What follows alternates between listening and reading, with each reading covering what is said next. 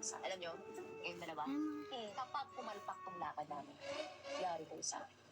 Kailangan, basta huwag mo kakalimutan yung mga bili namin sa'yo. Ililisto mo anak ha, pagkatapos Magsusungit na. ka. Angasan mo, huwag matatanggal ang angas mo, ha? Pagka magpapatalas, tas Pag pindutin mo nararamdaman mo doon ha. natatanggal na yung angas mo, karoon mo ang kilay mo. Tapos, konting layo ng konti, pero hindi masyadong malayo. I-elbow mo. Sinitan mo. Kasi kapag natanggal ng angas mo, ay nako, sinasakit yung talo ka. Tapos, hindi na mangyayari yung lahat. Dapat ang tingin mo sa kanya, laging salubong ang kilay mo. O, tandaan mo, ha? Tandaan mo, hoy, binibigyan ka namin ng tips, Bubbles. Be?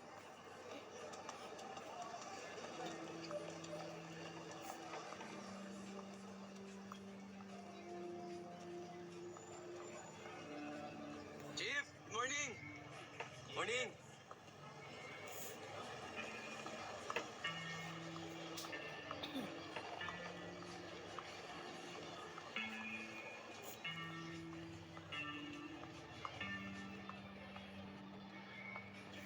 Babos, O, Chip. lalakad na kayo ha. Huwag na huwag mong tatanggalin sa paningin mo si Tanggol. Oo naman. Bakit, Chip? Hindi pa buo ang tiwala ko sa taong yan. May pinaplanong hindi maganda. Diyan siya magkakamali. Wala pang kumalaban sa'yo na nagtagumpay. Hindi niya pa ako kilala eh. Pero, makikilala rin niya ako. Masyado pa siyang bata para kalabanin ako. Hayaan ko lang. Titingnan ko kung hanggang saan siya.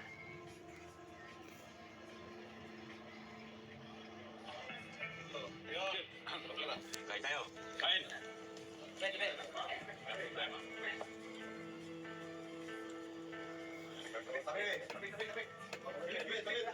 Gol. Bati si Jose pa naman. Pinapatawag ka ng Chief Espinas. Isama mo yung mga kaibigan mo.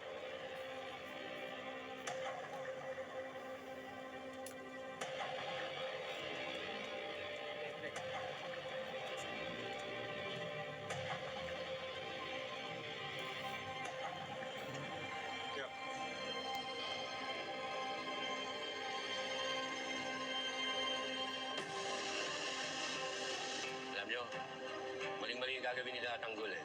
Dahil alam na ni Chief Espinas ang pinaplano nila. Wala tayong magagawa. Matitigas ang ulo eh. Alam nyo naman ang kabataan ngayon kung anong maisip gawin, gagawin. Kawawa rin naman. Sana magbago pa isip nila. At sana, magbago rin ang puso ni Chief Espinas na walang gawing masama sa kanila.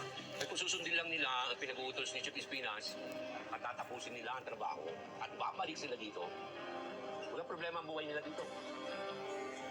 Kasi,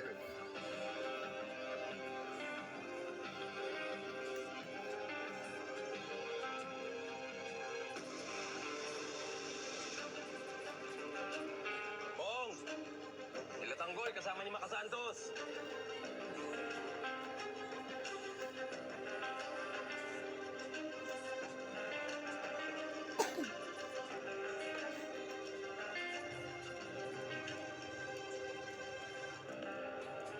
Sabi na nga ba eh. Tama yung nala natin. Pinatanggol ang pumalit sa atin. Lakas talaga ng Tanggol na yan. Simula nang pumasok, siya na agad ang paborito ni Chief Espinas. Pinalitan na talaga tayo, Bong. Kaya dapat, yariin na natin yan. Kung makaangas, akala mo may uubra. Porket tatali nila ibang kasamahan natin. Siguro akala nila, uubra na sila sa atin. Papakita ko sa mga taga-batang Quiapo na yan. Kung sino talaga siga dito sa kulungan.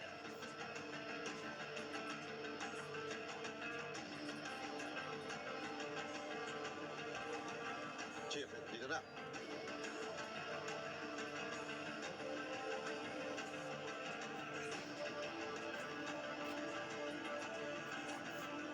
Ano, Tanggol? Handa na ba kayo?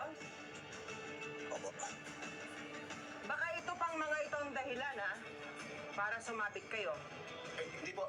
Sanay po kami dyan. Marami na po kaming napatay at nanakawan po mga tao. Malagaw naman po namin eh. Kami ang siga eh. At wala po kami kinakatakutan na kahit na sino. Sisiguraduhin po namin na kaya namin patayin sino man ang iutos nyo. Mahusay. Eh di mabuti kung ganun. Basta tatandaan ninyo, malaking sindikato itong titirahin ninyo ngayon. Hindi kayo maaaring magkamali. Kaya sasamahan namin kayo. Chief, bakit? Kailangan niyo pa ako sumama. Eh, kaya na po namin to. Naniniguro lang. Saka isa papalaking pera yung nakapato sa ulo ng mga titirahin. Bubbles, tandaan na yung mga damit itong mga ito at makapagpalit na. Naghihintay na si Balatuhan sa labas. Nakahanda na rin mga armas at mga sasakyang gagamitin ninyo. Magkita tayo sa labas.